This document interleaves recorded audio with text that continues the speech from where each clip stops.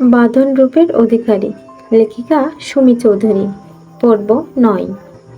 বস, এখন কোনো মেয়ে ধরতে পারছি না। শহরে পুলিশের নজর অনেক বেড়ে গেছে। চারিদিকে শুধু পুলিশ আর পুলিশ। ইদানিং বেশ কয়েকটা মেয়ে ধরা পড়ার পর একদম অন্য হয়ে আছে। তার উপর ময়মনসিংহ শহরে এক নতুন এসপি অফিসার এসেছেন, যিনি পুরো ফোর্সকে কড়া অ্যাকশন নেওয়ার অর্ডার দিচ্ছেন।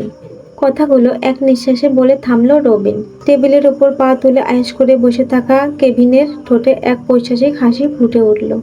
কেভিন নামটা শুনে যতটা সাধারণ মানুষ, ঠিক ততটা ভয়ানক। নারী পাচার থেকে শুরু করে মাদক ব্যবসা, সব অন্ধকার জগতের সাথে নাটের গুরু এই লোকটা। কেভিন দামি সিগারেট একটা লম্বা টান দিয়ে এক দোলা ধোঁয়া ছেড়ে রবিনের দিকে তাকিয়ে শান্ত স্বরে বলল, নতুন এসপি? বাহ, লেটেস্ট আপডেট।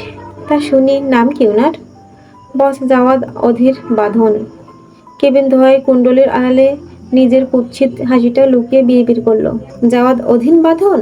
পরক্ষণে তার চোখের দৃষ্টি হিমশীতল হয়ে এলো। সে রবিনের দিকে সরাসরি তাকিয়ে জানতে চাইল, যাই হোক, আসল কথায় আয়, কয়টা মেয়ে ধরেছিস? রবিন ভয়ে মাথা নিচু করে থরথর করে কাঁপতে শুরু করলো। সে তোতলাতে তোতলাতে বলল, বস, একটাও না। চারিদিকে পুলিশের সংখ্যা এতটাই বেশি যে জালের বাইরে বেরোনোর সুযোগ পাচ্ছি না। মুহূর্তের মধ্যে কেবিনের শান্ত রূপ উধাও হয়ে গেল। সে পাগলের মতো গর্জে উঠে দাঁড়িয়ে বলল, সামনের ভারী টেবিলের সোজরে এক লাথি মেরে চিৎকার করে উঠল, একটাও ধরতে পারিসনি মানে? হ্যাঁ হ্যাঁ বস, আসলেই স্যার। পুরো কথা শেষ হওয়ার আগেই কেবিন বিদ্যুৎ বেগে এগিয়ে এসে রবিনের মুখের ভেতর রিভলভার ঠান্ডা নলটা ঢুকিয়ে দিল। সে দাঁতে দাঁত চেপে বিষাক্ত গলায় বলল, আগামী 2 দিনের মধ্যে আমার 2টো মেয়ে চাই। কালো হোক বা সুন্দর হোক, হলেই চলবে। কিন্তু কোত্থেকে আর কিভাবে নিয়ে আসবি সেটা তুই ভালো জানিস। আর যদি না পারিস তবে ওপরে যাওয়ার জন্য রেডি থাকিস। রাত প্রায় 12টার দিকে বাড়ি ফিরল বাঁধন। শরীরের ওপর দিয়ে আজ ধকল কম যায়নি। সরাসরি রুমে এসে ইউনিফর্মটি প্রতিটি বোতাম খুলে সে সেগুলো ওয়াশিং মেশিনে দিয়ে দিল। এরপর কোমরে একটা সাদা রঙের তোয়ালে জড়িয়ে শাওয়ার রুমে ঢুকলো। টানা 20 মিনিট পর শাওয়ার নিয়ে যখন বেরোলো, তখন তার শরীর থেকে সাবানের মৃদু সুবাস আসছে। আয়নার সামনে দাঁড়িয়ে একটা হ্যান্ড ড্রায়ার দিয়ে নিজের চুলগুলো নিখুঁতভাবে শুকিয়ে নিল সে। ড্রেসিং টেবিল থেকে একটা অ্যাশ রঙের ফিটিং টি শার্ট আর কালো ট্রাউজার পরে নিতেই তার ক্লান্তি যেন অর্ধেক ক্ষুধা হয়ে গেল। প্রতিদিনের মতোই আজকেও বাড়ির কাজের লোক বাঁধনের ঘরে খাবার দিয়ে গেল। গত কয়েকদিন ধরে সে সবার সাথে ডাইনিংয়ে না বসে নিজের ঘরে একা ডিনার সারে। বাঁধন শান্তভাবে টেবিলে বসে খেতে শুরু করলো। ঠিক তখনই কোনো অনুমতি না নিয়ে ঘরে ঢুকলো আকাশ। সে সরাসরি গিয়ে বাঁধনের নরম বিছানায় আয়েশ করে শুয়ে পড়ল। তোর জন্য এতক্ষণ অপেক্ষা করছিলাম। তা আজ মার্ডার কেসের নতুন কোনো আপডেট পেলি?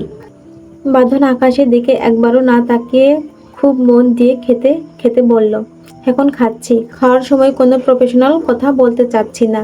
আকাশ বিছানার এক হাত মাথায় নিচে দিয়ে কাত হয়ে শুয়ে বাঁধনের নির্লিপ্ততার দিকে তাকিয়ে রইল। তারপর একটা তাচ্ছিলের হাসি দিয়ে বলল, শালা, একদম ছোটবেলার মতো রয়ে গেলি। তোর সেই একগুঁয়েমি আর জেদ তো তিল পরিমাণও কমেনি। খাওয়ার সময় কথা বললে কি ভাত হজম হবে না? বাঁধন চামচ দিয়ে ভাতের নলা মুখে পুরে খুব নিচু স্বরে বলল, জানি না। আকাশ আর কিছু না বলে চুপচাপ শুয়ে রইল। বাঁধন খাওয়া শেষ করে এক পাশে বিছানায় ল্যাপটপ নিয়ে বসলো। ল্যাপটপটা ওপেন করতে করতে সে আকাশের উদ্দেশ্যে বলল, তোর খবর কি? কিছু করবি না কি সারা জীবন এভাবেই থাকবি? আকাশ একটা দীর্ঘশ্বাস ছেড়ে বলল, দেখছি কি করা যায়। সারা জীবন তো আর এভাবে বেকার থাকা যাবে না। ভাবছি কলেজের প্রফেসর হিসেবে জয়েন করব। বাঁধন কিবোর্ড থেকে হাত নামিয়ে ভ্রু কুঁচকে শুধালো, কোন কলেজ? আনন্দমোহন, রূপাদের কলেজে। রূপা নামটা শোনা মাত্র বাঁধনের চোয়াল আবারও শক্ত হয়ে এলো। তার চোখের দৃষ্টি মুহূর্তে হিমশীতল হয়ে উঠল। আকাশ বুঝতে পারল ভুল সময়ে ভুল কথা বলে ফেলেছে। সে পরিস্থিতি সামলাতে কিছু একটা বলতে চাইল, কিন্তু তার আগেই বাঁধন গম্ভীর কণ্ঠে বলল, রুমে যা, আমি ঘুমাবো।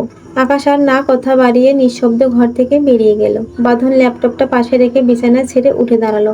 মাথাটা কেমন ঝিমঝিম করছে। এক কাপ কফি খেতে ইচ্ছে করছে ভীষণ। সে ঘর থেকে বেরিয়ে সরাসরি নিচে নেমে রান্নাঘরে চলে এলো। কাজের লোক ঘুমিয়ে পড়েছে, তাই সে নিজের ব্ল্যাক কফি বানিয়ে নিল।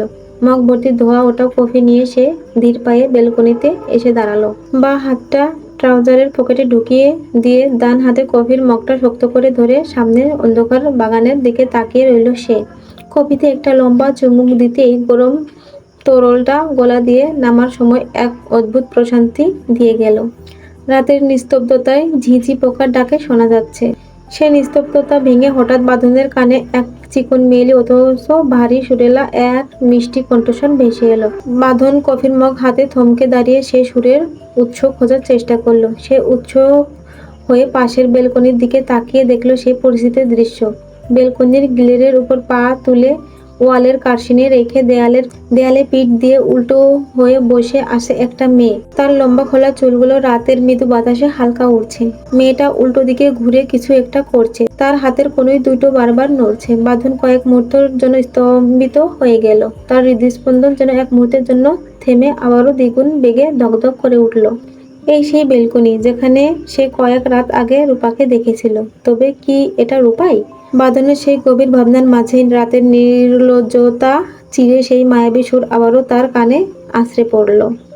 রূপা আনমনে গেয়ে উঠল, যেমন করে ঝিনুক মাঝে লুকিয়ে থাকে মুক্ত, তেমনি করে আমার হৃদয় তোমার সাথে যুক্ত। রূপার সেই মায়াবী সুর বাঁধনের হৃৎপিণ্ডের হৃদস্পন্দন কয়েক গুণ বাড়িয়ে দিল। বুকের ভেতর এক অদ্ভুত তোলপাড় শুরু হয়েছে, যা বাঁধন নিজেই ব্যাখ্যা করতে পারছে না। কেন এই মেয়েকে দেখলে তার ভেতরটা এভাবে দুমড়ে মুচড়ে যাচ্ছে? কেন এই কণ্ঠস্বর তার এত চেনা মনে হচ্ছে? তার মনে হলো এই সুর সে আগেও কোথায় শুনেছে, কোন এক শান্তির দুপুরে কিংবা কোনো এক পথে। এদিকে বেলকনির টিম আলোয় রূপা যখন ড্রয়িং প্যাডে আনমনে আঁকিবুকি আঁকছিল। মনটা ভীষণ খারাপ থাকলে রাতের এই নিস্তব্ধতায় বেলকনিতে একা বসে সাদা খাতায় পাখি, ছিমছাম বাড়ি, অচেনা মানুষ কিংবা রঙিন ফুলের ছবি আঁকা তার পুরনো অভ্যাস। এখানে নির্লজ্জ চর্চা করতে করতে অবহেলায় আঁকা সেই ছবিগুলোতেও এখন যেন চ্যাম্পিয়ন আর্টিস্টের ছোঁয়া লেগে আছে। কিন্তু আজ পেন্সিল হাতে নিয়েই রূপার মনটা কেমন যেন অচেনা এক ভাবনায় হারিয়ে গেল। সে বাড়ি, ফুল বা কোনো চেনা অবয়ব আঁকলো না। নিজের অজান্তেই গভীর ভাবনায় ডুবে থেকে সে প্যাডের পাতায় একজোড়া পুরুষের চোখ ফুটিয়ে তুলল। আঁকা শেষ হতেই যখন সে ড্রয়িং প্যাডটা নিজের সামনে ধরল, মুহূর্তেই চমকে উঠল। আফসা ঝাপসা আলোতেই সাদা প্যাডের ওপর স্পষ্ট হয়ে উঠেছে দুজোড়া তীক্ষ্ণ চোখ, যে চোখগুলো সে নিজের অজান্তেই ভাবতে ভাবতে এঁকে ফেলেছে। রূপা স্তব্ধ হয়ে রইল। পেন্সিল ধরা হাতটা অবশ হয়ে এলো। সে নিজের আঁকা ছবিটির দিকে অপলক দৃষ্টিতে তাকিয়ে মনে মনে নিজেকেই প্রশ্ন করল, এ কার চোখ আঁকলো সে? রূপা হঠাৎ চমকে খেয়াল করলো, ড্রয়িং প্যাডের আঁকা ওই তীক্ষ্ণ চোখ জোড়ায় বা চোখের ভ্রুতে সেই একটা সূক্ষ্ম স্লিম করা কাটার দাগও এঁকে ফেলেছে। এই সামান্য দাগটা দেখা মাত্রই তার বুকের ভেতরটা যেন অজানা ভয়ে ধক করে উঠল। এক মুহূর্ত দেরি না করে সেই চোখ দুটো শক্ত করে বন্ধ করলো। সাথে সাথে তার বন্ধ চোখের পাতায় ভেসে উঠল আজকের ব্যস্ত রাস্তায় দেখা সেই ভয়ঙ্কর সুন্দর পুলিশ ছেলেটার চোখ। ঠিক তারপরে ভেসে উঠল সেই বৃষ্টির দিনের রহস্যময় অবয়ব, যার চোখের দুটো হবুও এক। রূপার সারা শরীর শিউরে উঠল। তার মানে কি সে নিজেই অজান্তে ওই অচেনা পুরুষের চোখ আঁকলো? কিন্তু কেন? কেন ওই তীব্র চাহনি আর ওই স্লিট করা ভুরু তাকে এতটা আচ্ছন্ন করে রাখলো? আর এই পুরুষটার চোখের দিকে তাকালে এত কেন নেশা লাগছে?